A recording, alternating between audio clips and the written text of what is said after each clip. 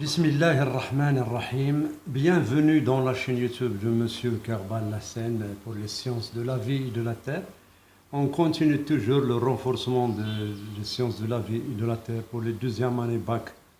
Sciences maths SVT PC avec l'unité. Alors, la transmission de l'information génétique par reproduction sexuée et hérédité humaine. Alors, la leçon numéro 1, c'est la transmission de l'information génétique par reproduction sexuée et les lois statistiques mendéliennes chez les diploïdes. On a vu la première partie, donc c'est la transmission de l'information génétique par reproduction sexuée. Alors, un petit rappel avant de continuer. Les deux phénomènes qui caractérisent donc de la reproduction sexuée, c'est la méiose et la fécondation. On a vu les phases de la méiose, l'évolution de l'ADN dans une vidéo précédente, bien sûr. On continue avec grand 2, rôle de la méiose et la fécondation. Alors, premièrement, on va voir le rôle de la méiose. On avait vu dans une vidéo précédente le brassage intrachromosomique, ou bien ça, on l'appelle aussi allélique. Ça, on l'a déjà bien expliqué dans une vidéo précédente. Pour le deuxième rôle de la méiose, c'est le brassage qu'on appelle interchromosomique. Pardon. Le brassage interchromosomique. Voilà. Alors, on va expliquer ce brassage interchromosomique à l'aide d'un petit exercice d'entraînement. Relisez bien, lisez et relisez l'exercice, essayez de le travailler seul avant de continuer la vidéo, s'il vous plaît. Donc, l'exercice, l'énoncé. Afin de suivre la destinée d'un couple de chromosomes numéro 1, par exemple chez l'homme, portant le gène gouvernant le facteur rhésus. Je rappelle que le facteur rhésus, on le note RH, c'est un groupe sanguin. Voilà. Alors, et le couple numéro 11, numéro 11, portant le gène gouvernant la production de l'hémoglobine HB. D'accord? Donc, on va supposer que la cellule mère des gamètes porte deux allèles différents par exemple, pour le gène RH. Donc, RH, vous savez que ceux qui ont ce groupe, on les appelle les RH+. Ceux qui ne l'ont pas, on les appelle RH-, donc deux allèles pour le même gène. Et deux allèles aussi différents pour le gène de l'hémoglobine, HB, donc HBA, HBS. Alors, nota bene, pour faciliter un peu l'explication, on note les allèles. RH+, on lui donne plus, RH-, c'est un moins. HBA, je noterai l'allèle A. HBS, je noterai S. Alors, la cellule mère, voilà, la cellule mère, donc, elle est diploïde. Elle porte donc 4 chromosomes. Donc, c'est une cellule diploïde. 2n égale à 4. Alors, deux chromosomes homologues, portant les deux allèles, donc plus, moins, AS pour l'hémoglobine, pour le gène de l'hémoglobine, pour le gène, les allèles pour le gène de RH+. Alors, cette cellule, bien sûr, c'est une cellule mère des gamètes, donc il va subir la méiose pour former les gamètes. Alors, l'évolution de cette cellule, donc, il y a deux évolutions possibles. Ou bien, il y a crossing over, ou bien, il n'y a pas crossing over. D'accord? Donc, il faut étudier les deux cas. Je vais supposer qu'il n'y a pas de crossing over. Donc, entrée de la cellule mère diploïde dans la prophase 1. Donc, on avait dit que il y a réplication des chromosomes, bien sûr, et duplication de l'ADN en phase G1 avant d'entrer dans la prophase 1. Donc, il y a appariement. Donc, vous avez ici le plus, moins. D'accord? Donc, après réplication, bon, il y a duplication des allèles et réplication des chromosomes, bien sûr, par réplication des chromosomes. Donc, vous avez ici plus, plus, moins, moins, AA, SS. Ça, c'est la prophase 1. D'accord? Alors, on continue. Alors, la prophase 1, bien sûr, la prophase 1, il va suivre la métaphase 1.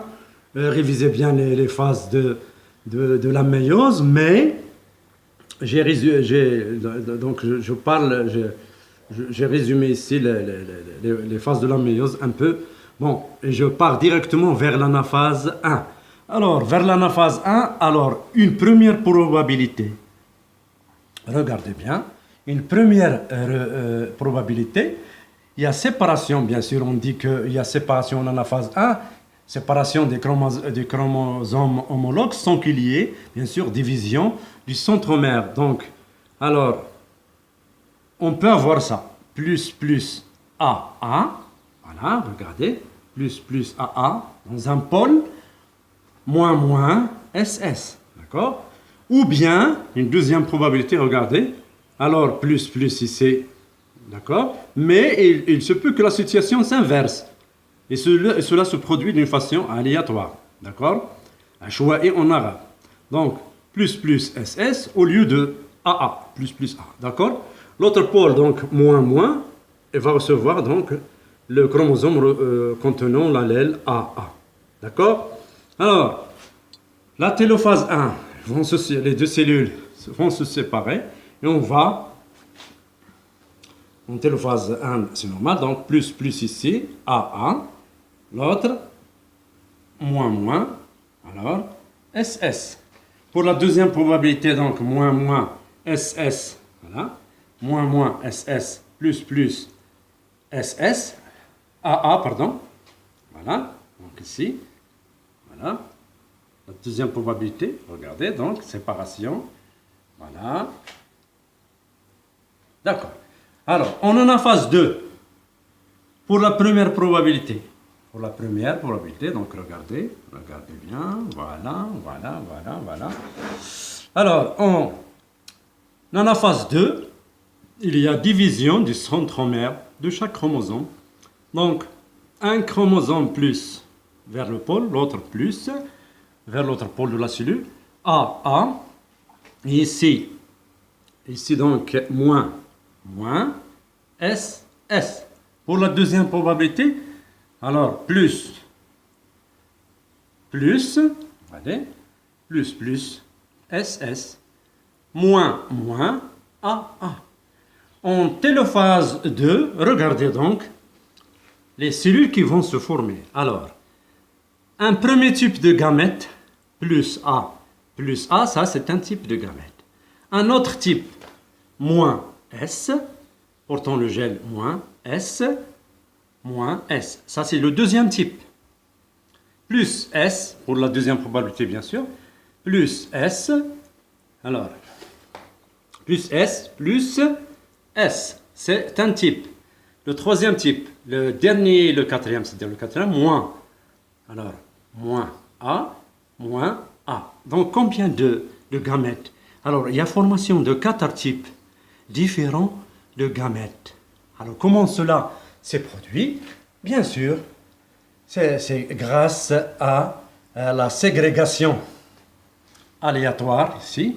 Ça, on l'appelle, c'est une ségrégation aléatoire des chromosomes. Et c'est ce qu'on appelle le brassage interchromosomique. Vous avez la première probabilité, il se peut que cette situation se produise, regardez bien, ou bien l'autre situation. J'ai inversé les allèles à S et A. Donc ça s'appelle une ségrégation aléatoire des chromosomes. C'est ce qu'on appelle aussi le brassage interchromosomique. Donc il aboutit à la formation de 4 types de gamètes différents. Alors, on a supposé qu'il n'y a pas de crossing over.